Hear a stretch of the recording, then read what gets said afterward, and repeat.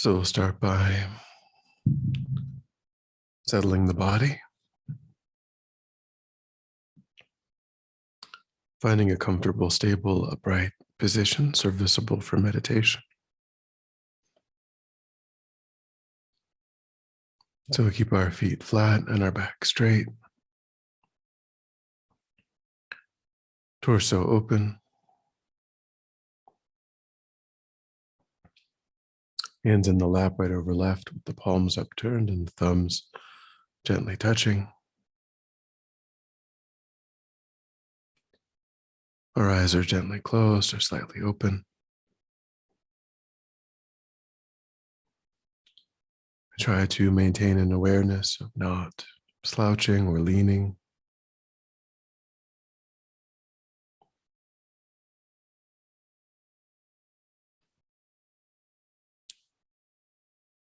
We also relax any unnecessary tension or rigidity in the body.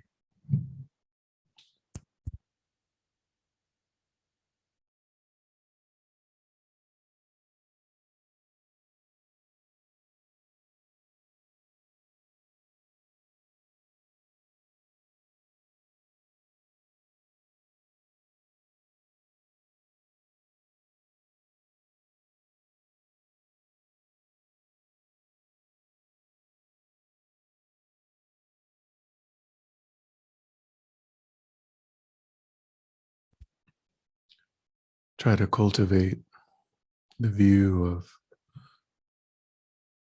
moving the mind inward,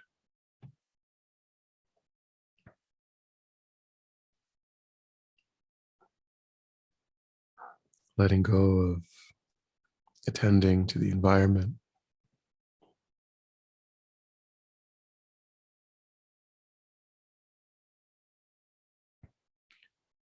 just holding your awareness to the body and mind.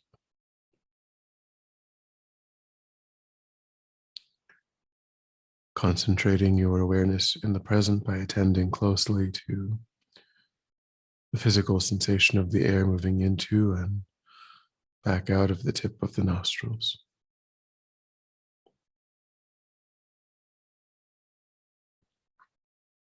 Noticing quickly when anything other than that one physical sensation is arising in the mind, and without judgment or frustration, lifting your awareness up from that distraction and placing it gently but firmly back on the breath again and again.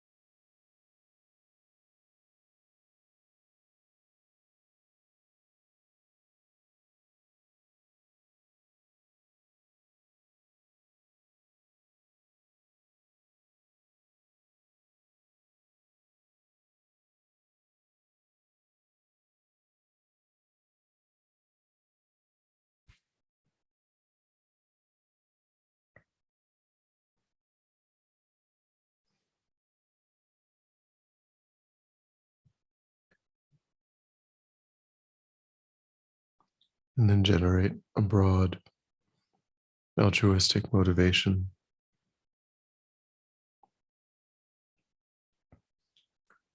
intentionally widening your circle of concern, embracing countless living sentient beings,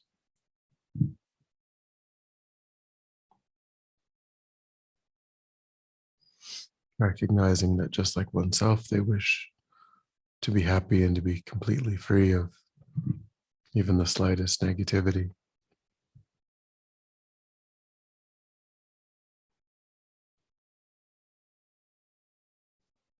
And they're no less deserving of accomplishing their goal than oneself.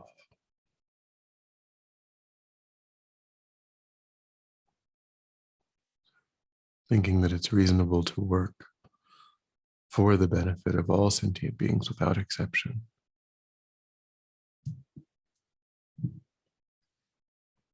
Being able to do so is the purpose of our time.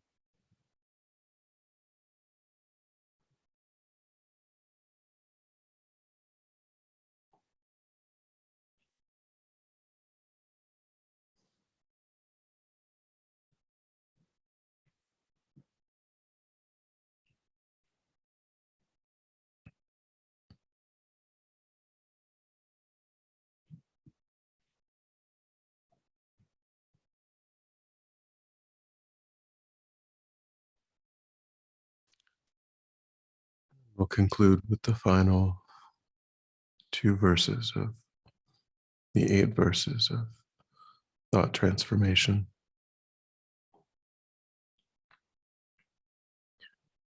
So, verse 7, in short, I will offer directly and indirectly every benefit and happiness to all beings, my mothers. I will practice in secret, taking upon myself all their harmful actions and sufferings. In short, I will offer directly and indirectly every benefit and happiness to all beings, my mothers. I will practice in secret, taking upon myself all their harmful actions and sufferings.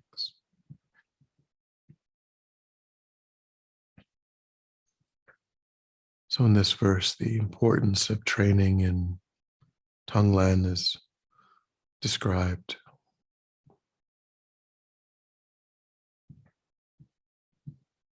The method for reversing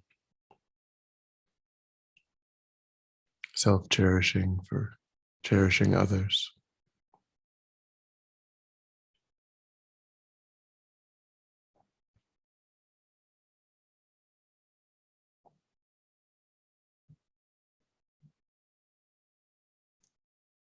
Developing the willingness to experience the sufferings of others,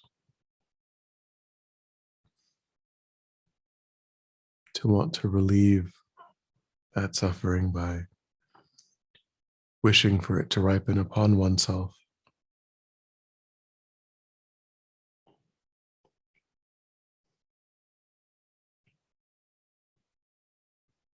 And developing the attitude that wishes to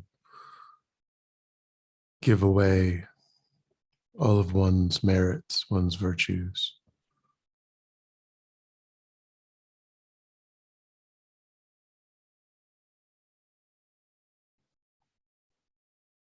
So completely reversing our normal attitude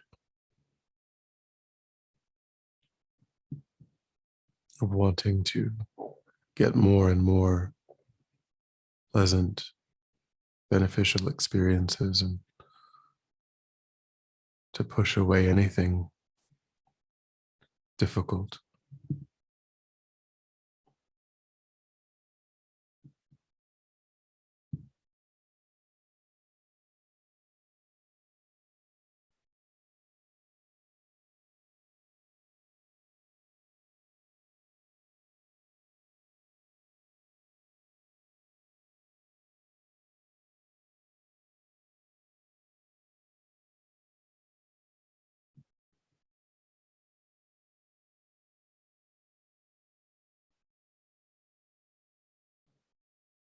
So try to see the need of this practice, how the mind of self-cherishing operates, the aversion that arises in the mind, and the thought of taking on the suffering of others, and the grasping that occurs in the mind of the thought of giving away one's virtues, one's merits.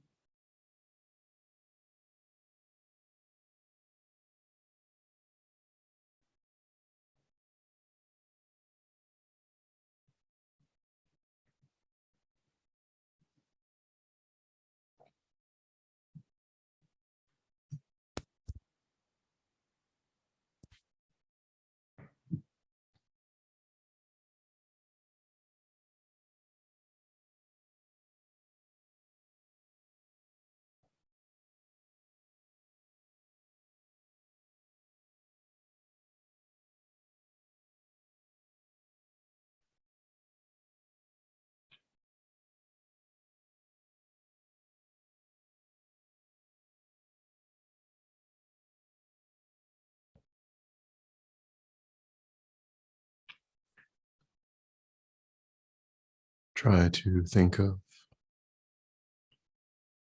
the aspect of all sentient beings as having been one's mother,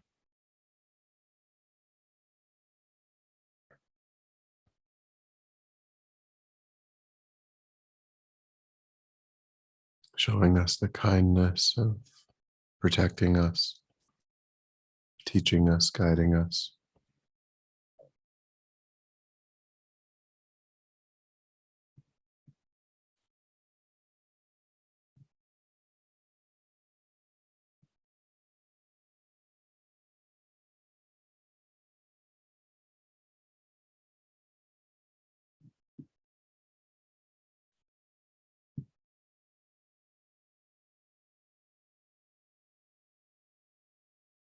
And try to cultivate the attitude that now it's our turn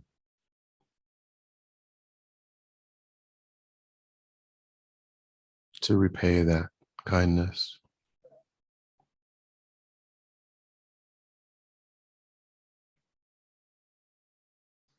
finding it unbearable that kind mother, sentient beings suffer.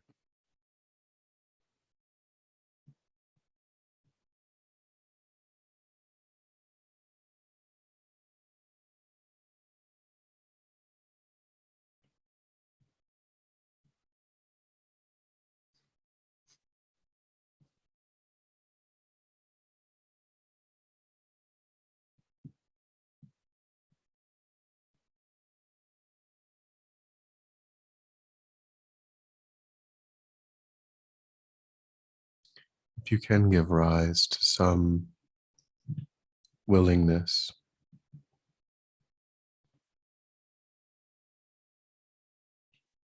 to in some way relieve that suffering,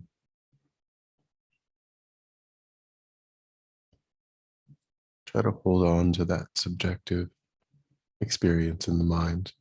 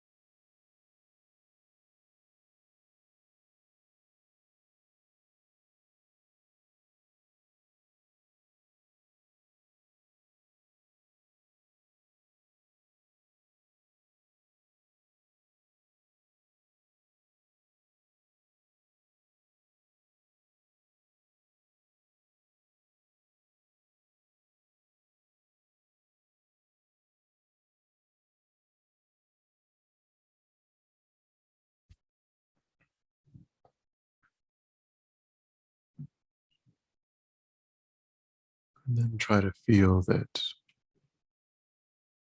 just relieving suffering is not enough.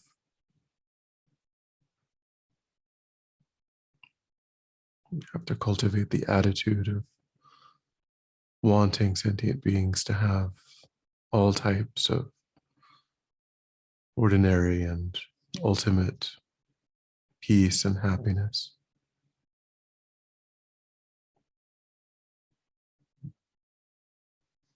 You can give rise to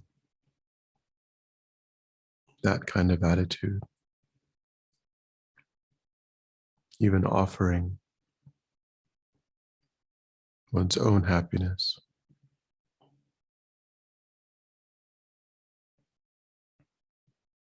And try to hold the mind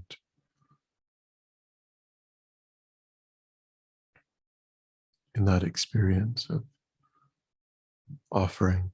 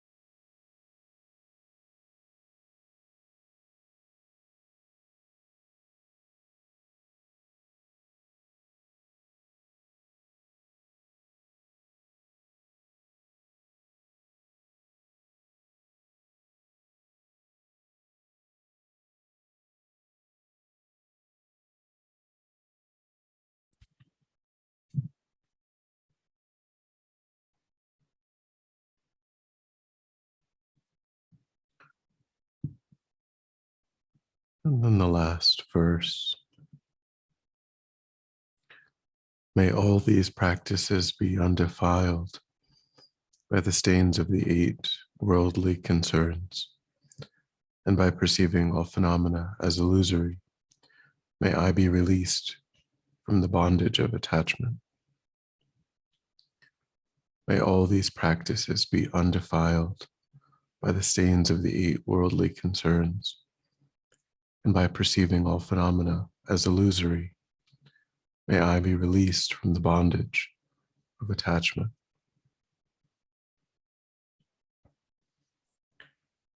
So with the 8 worldly concerns, we operate under craving, grasping,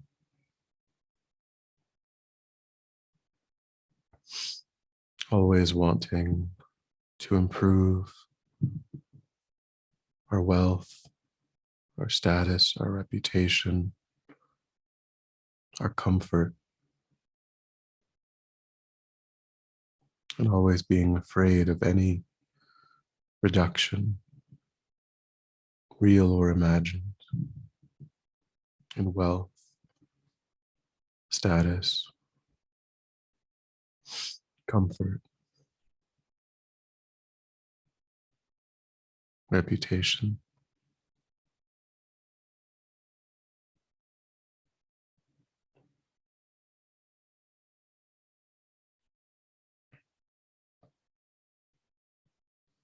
And these preoccupations can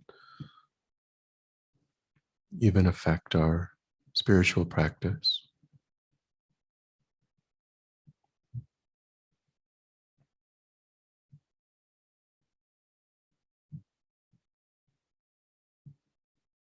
Needing to be seen in a particular way,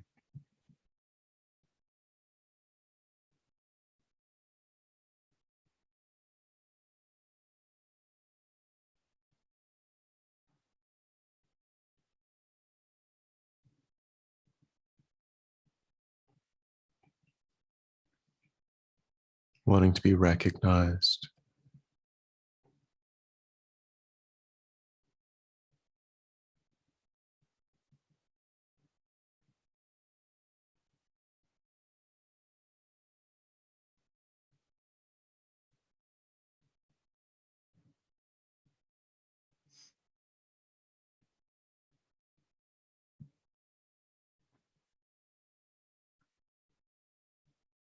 try to notice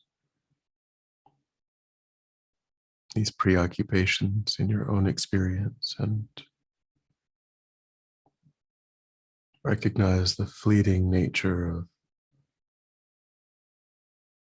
those states,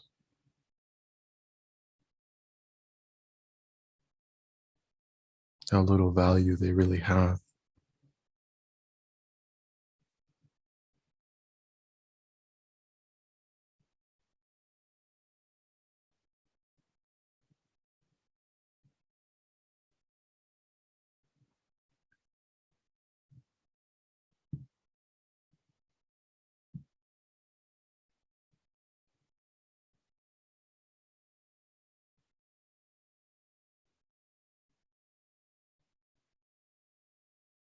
And try to be vigilant about noticing and overcoming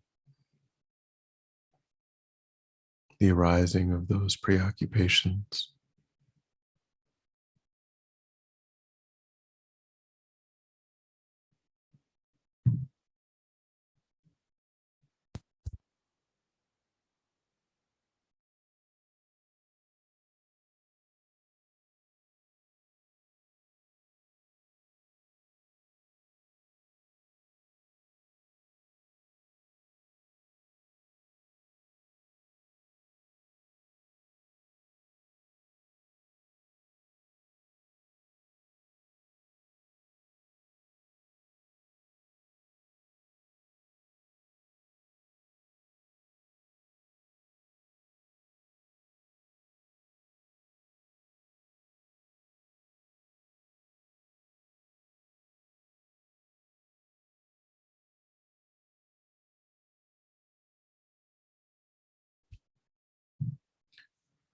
Then the second part of the verse talks of viewing phenomena as illusory,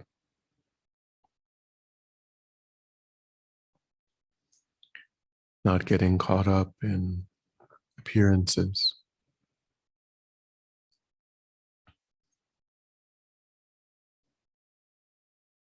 Of course, it's introducing an incredibly profound topic, the selfless nature of all phenomena.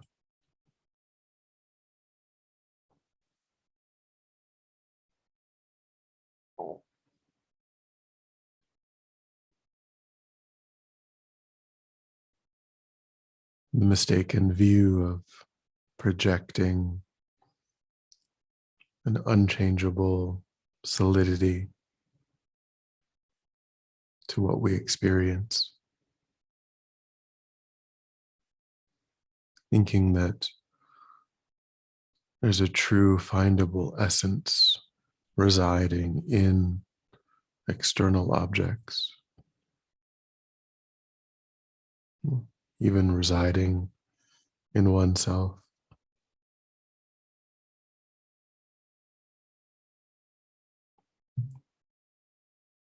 When in fact all phenomena are a coming together of causes and conditions and parts, which is then labeled by the mind.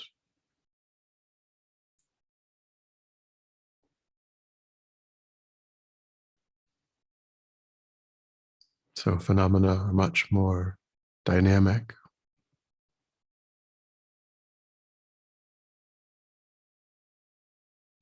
much more interdependent.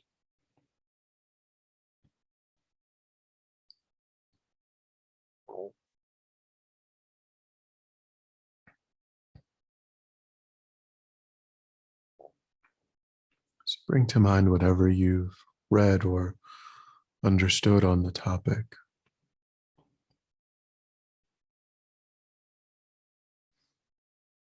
And try to cultivate the view of recollecting those teachings in daily life, not being caught up in appearance,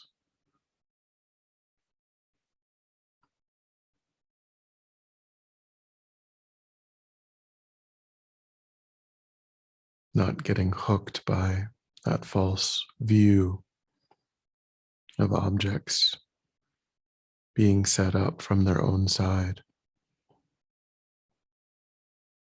completely independent of causes, conditions, and that active mental labeling.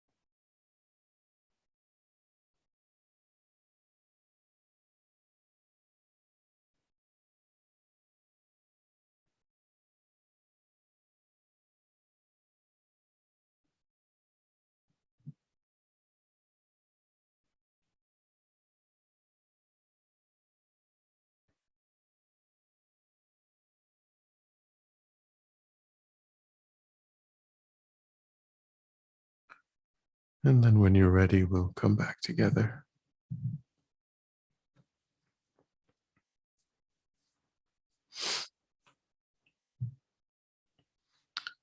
And we'll dedicate. So recollect your altruistic motivation and think that having contemplated in this way, you've actualized that motivation, created positive energy in the mind, which you freely offer for the benefit of all sentient beings. Thinking strongly, may it ripen in whatever way is truly beneficial for sentient beings.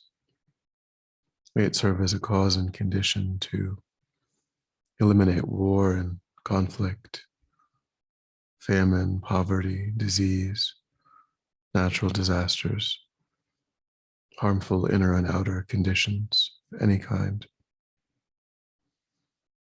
May it fully ripen the minds of sentient beings. May they quickly meet perfect teachers and arise in a state of full enlightenment. May I too achieve the state of enlightenment so that I can work perfectly for the benefit of sentient beings. May any obstacles facing the Guru's long life be completely dispelled. And may I and all sentient beings in this moment come under the joyful care and guidance of enlightened beings. May we be guided and protected until we swiftly achieve that state of enlightenment.